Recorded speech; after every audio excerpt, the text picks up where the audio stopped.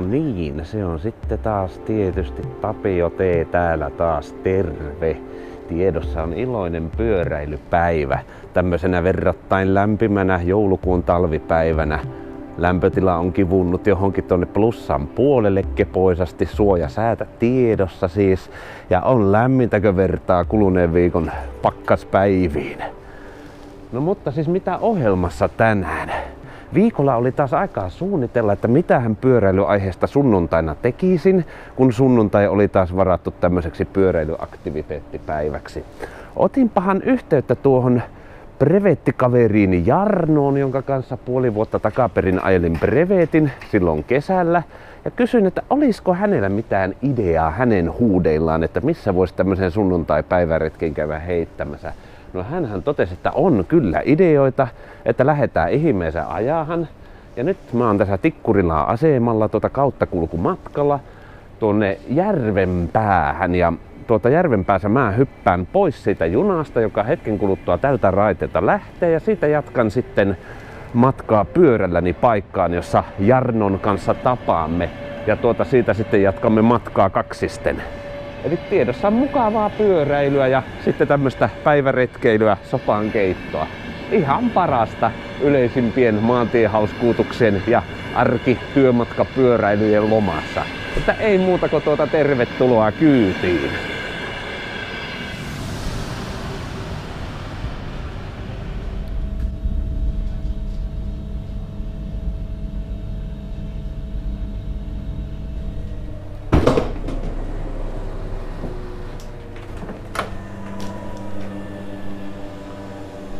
No niin, teleportaatio Pukinmäestä Tikkurilan kautta Järvenpäähän on suoritettu.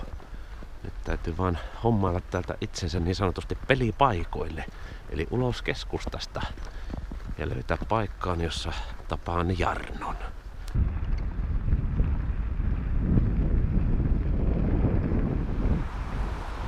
Ja kilometrejä ja B-rollia tähän päivään todellakin saadaan. Mä oon ajanut varmaan 1,5 kilometriä väärään suuntaan tätä, mikäs tämä nyt on. No kuitenkin tämä tie, joka tässä menee. Oi ihanaa! Ei muuta kuin... Siitä tulee ainakin 2 kilometriä tuohon suuntaan. Ylimääräistä. Jee! Jaha. Soitetaanpas kaverille ja kysästään missä tuo menee. Jollakin näillä nurkilla meidän piti tavata.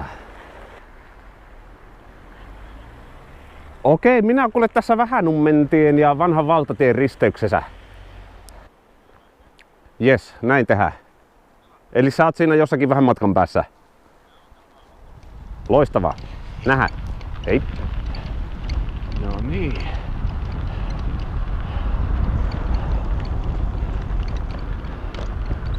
Terve. Terve tulemaan.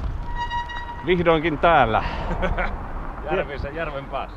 Mä kävin ajamassa 2 kilometriä pohjoisväylää väärään suuntaan. Eikö se ole kiva? On. Mä sanon, että pyöräilemähän tänne on tultu. Niin mä katsoin vähän kellosta, että tosiaan Tainolassa on ollut 10 tavalla. Mä lähdin vasta silloin kämpiltä ajamaan. Okei. Tai emänä luota. No. Ei se mitään. Jatkamme käteen. Iloisia kilometrejä. Joo, jatketaan tohon suuntaan. Tehdään näin. Siellä tulee menen matkalla vanhaa brevetin tietty. Hienoa. Mä katselin, että näytti jotenkin tutulta. Joo.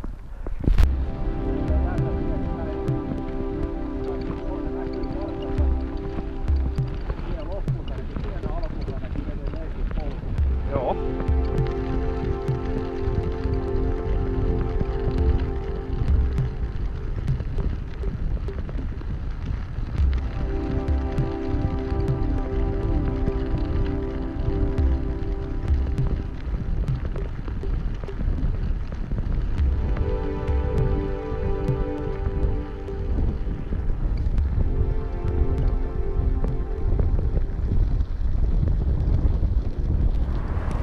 Se on hyvä, kun on paikalliset olosuhteet tunteva mukana. Nyt on vissiin muutama kilometri meidän sopankeittopaikalle. Joo, tästä on varmaan 7 jälkeen. No niin. 10 kilometriä. Jälleen kerran lähdettiin pienemmälle tielle. Hyvä, että Jarno tuntee paikalliset olosuhteet. Meidän puoli vuotta takaperin suoritetun tämän brevetin eräs pannanitaukopaikka on tuossa muutaman 100 metrin päässä. Minä en ole vilkuillut karttaa, mä oon nauttinut vaan kyydistä. Että hyvä kun joku tietää, missä mennään.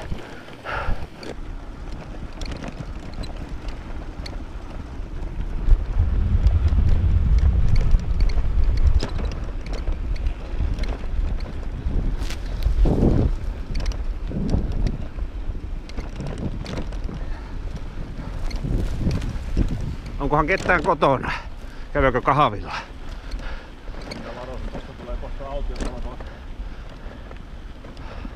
Tuo ei ollut edes talo, se oli heinälato. Talo on tuossa edessä. Ai ja? Se vanha tie, niin se on aikanaan kulkenut, sen mä muistin, että se oli niinku ton takana. Joo. Katsoo vanhoja karttoja. Ja tää talo on tullut niinku tien päälle, mikä tässä. Ja se vanha tie, mikä tulee metsästä. No, huomatetaan. Se tulee niinku tuosta tien.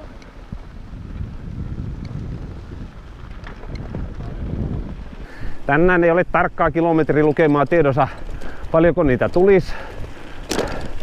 Nyt mä lähinnä nautin täällä seudulla, jota en tunne. Aivan tämmöstä niinkö mahtavata tietä ajella.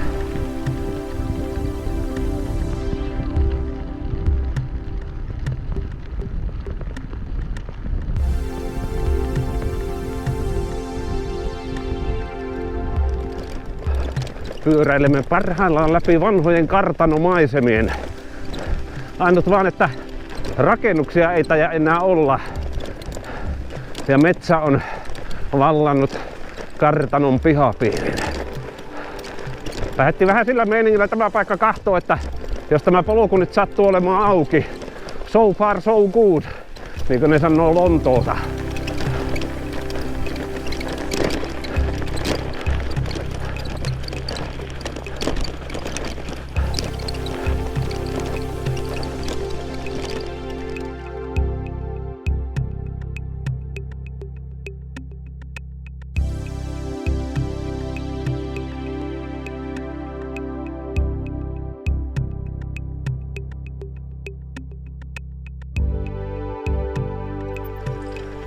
Pääseekö sitä kävelle? Niin, tossa olisi kato yksi meistä, mutta tästä ei oo pitkästi tonne. Kävellään? Niin. Eihän meillä hoppua ole.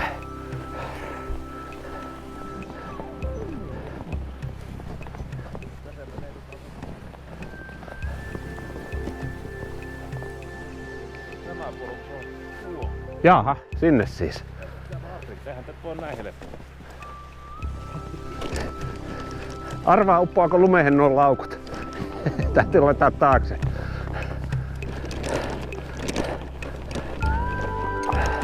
Aha. Ei käynyt pahasti. Tapio tee naamalla. Aika. Nyt otan ihan kunnon kuva, tämä menee kuule. Tää menee tuonne arkistoon. Joo. Joo, että viitsisitkö nostaa pyörä? Katso, se on kyllä... Ai. Ei, se... Onko vielä laukut paikalla? Sähän sanoit, että katsotaan, onko ajettavassa kunnossa. Nyt on ainakin katsottu. Todetaan, ei ole.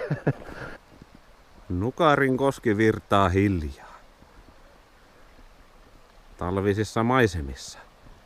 Se on kuulkaas tosiaan sillä lailla, että hetken päästä päästään syömään.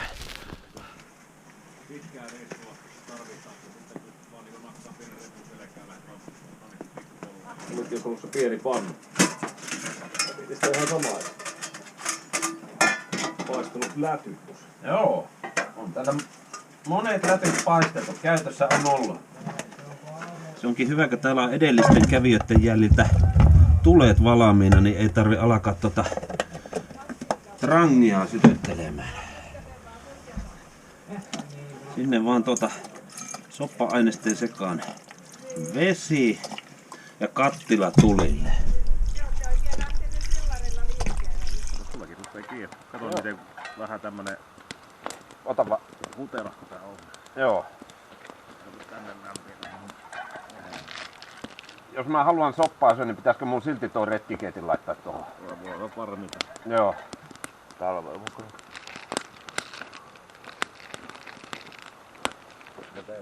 Nuotiopaikka on hippasen verran epätasainen.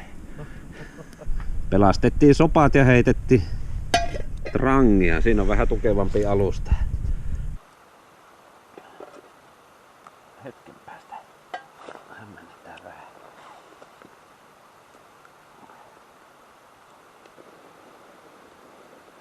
Tässä on niin joku tunnelma siinä vaiheessa, kun höyrykone rupeaa puskemaan. Joo. Höyryttänyt talviseen luontoon. Mä tuolla kävin ihan Helsingin keskuspuistossa Hiihtoladun varrella tätä samaa tekemässä. Silloin oli pikku pakkanen. Ja tulee paljon sakeampana tuo savu tai höyrypilvi tuolta. Mä tuossa katsoin, kun sä oot jo saanut ruoaa syötyä, kun mulla on vielä muutama minuutti sopan kiehuttamista jäljellä. Ja pitää munkin tämmönen niinkö preaperatiivi tähän ottaa, vai mikä alkupala? Joo. Sä reippaasti lunta nappasit tuota. Vähän lisää. Joo. Jotain ylimääräistä on sitten. Niin ethän sä siitä kohtaa ottanut, missä Turre kävi asioilla? En mä tietäkin. Jos tulee keltaista kahvia, niin... Pieni pikaatin sivumaku. Mun on missään. Perässä sen kuulee kuumeskin. Joo. Ai se. Kyllä on muuten hyvää.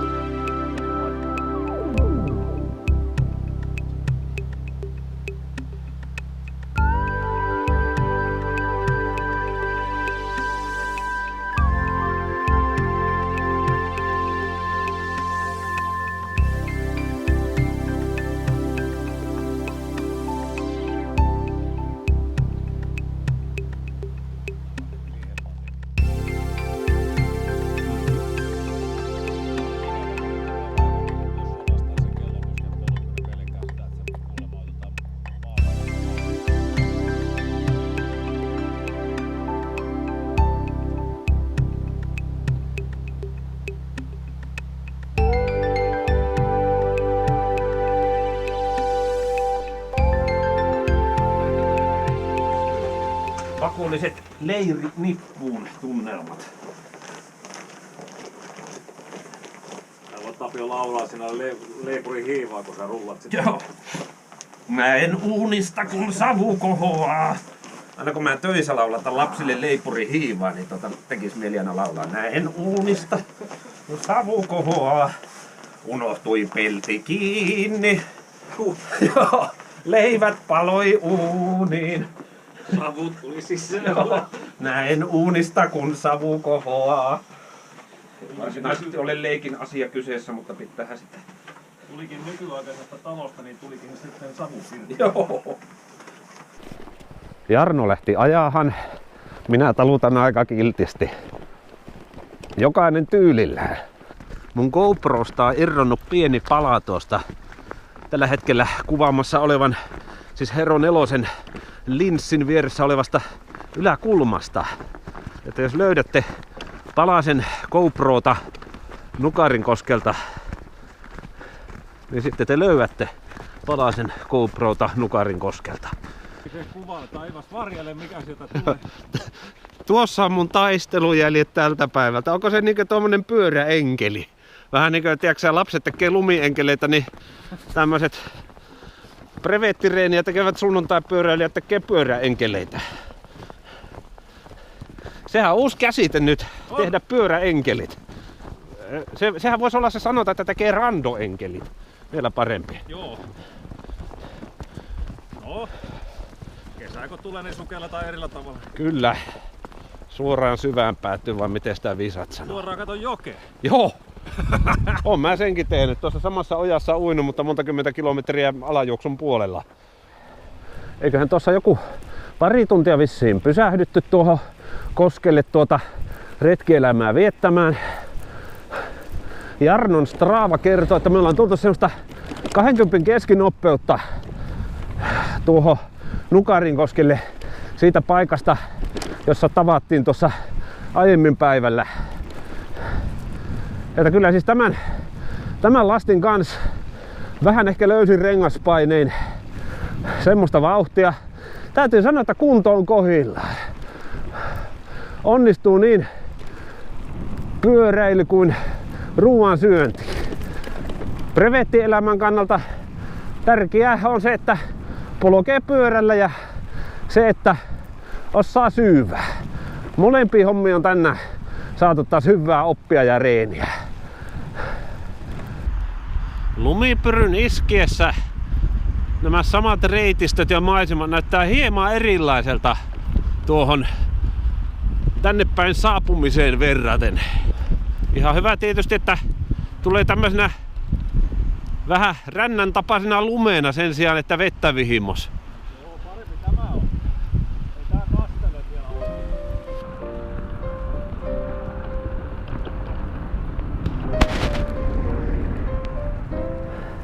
Täällä on hyväkö konekuskit on mennyt edeltä. Kahdella vehkeellä höylänneet ja hionneet tämä tien meille. Meneekin niinku asfalttilaajas.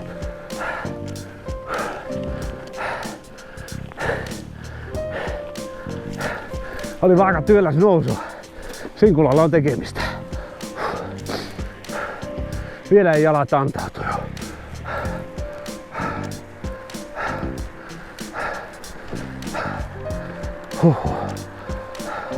Onko tämä eri tie, mitä me tultiin? Okei. No ihmekö ei näyttänytkään niin tutulta.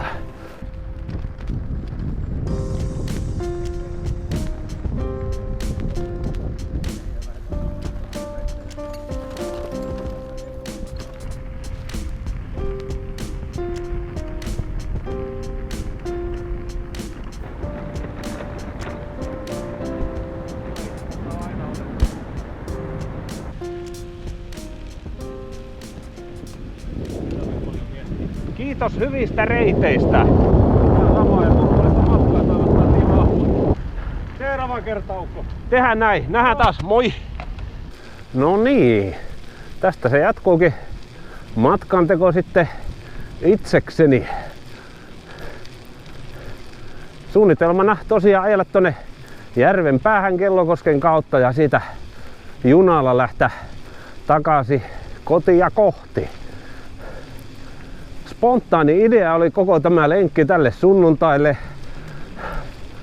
Hienoa, kun kaverilla on paikallistuntemusta. Ei ole paljon tarvinnut karttaa vilikuille, että mihin mennäänkö. Kaveri tietää reitit. On voinut nauttia kyydistä, seurasta, maisemista ja lohikeitosta.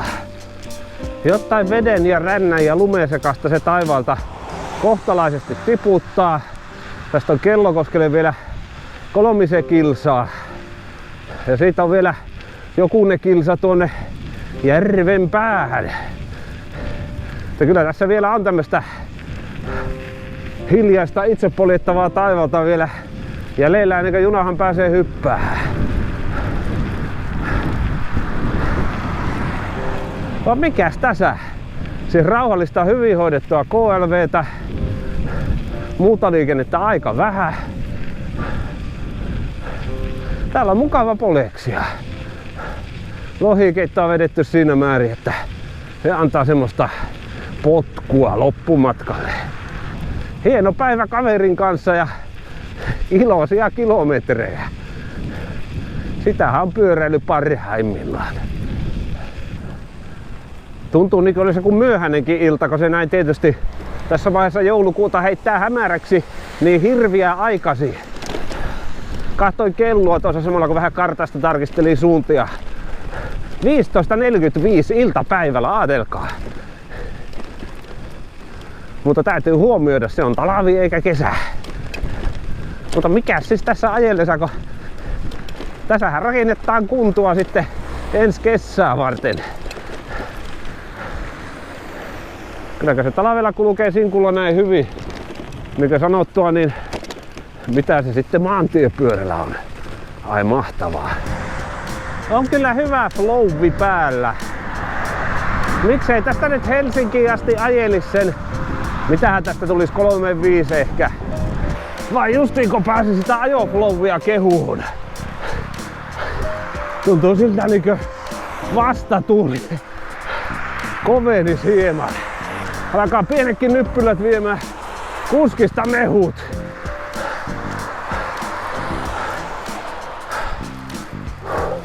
Taas puhallella hetki. Hengähdetään vähän. Pyörä kulkee hitaasti, mutta se kulkee kuitenkin. No niin, junarata menee tuossa oikealla puolellani ja muutaman 100 metrin päässä on juna-asema. Ja näyttää siltä, että siellä itse asiassa juuri nyt menee se juna, jolla minä pääsisin Tiksin ja Tiksin kautta Puksuun. Ei se mitään. Se tarkoittaa sitä, että minä hetken tuossa mukavasti istahan juna-aseman penkille ja pallauttelen jalkoja seuraavaa junaa ootellessa. 16.48. Voi vitsi. Se on justiin 16.18 eli 3 minuuttia takaperin mennyt edellinen. Olisiko soppa pitänyt syödä pikkusen nopeammin? No ei se mitään. Siinähän on penkkiä ja ilma on lämmin, niin mikäs täällä istuskellessa.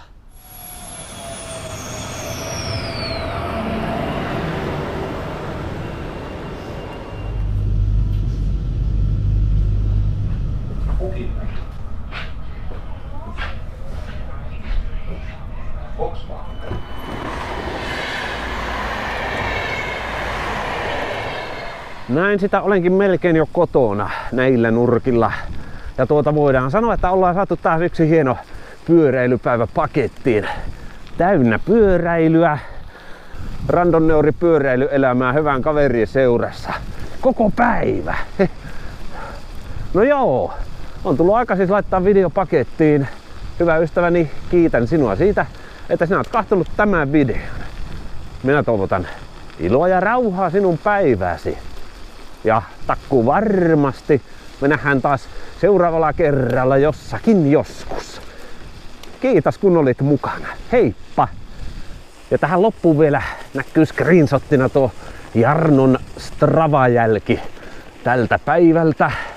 Se antaa vähän semmoista kuvaa, että missä päin sitä on tänään seikkailtu. Ja voi olla, kun kesä koittaa, että lähdetään ajelemaan noille samoille teille ja vähän muuallekin. Graveliseikkailuja.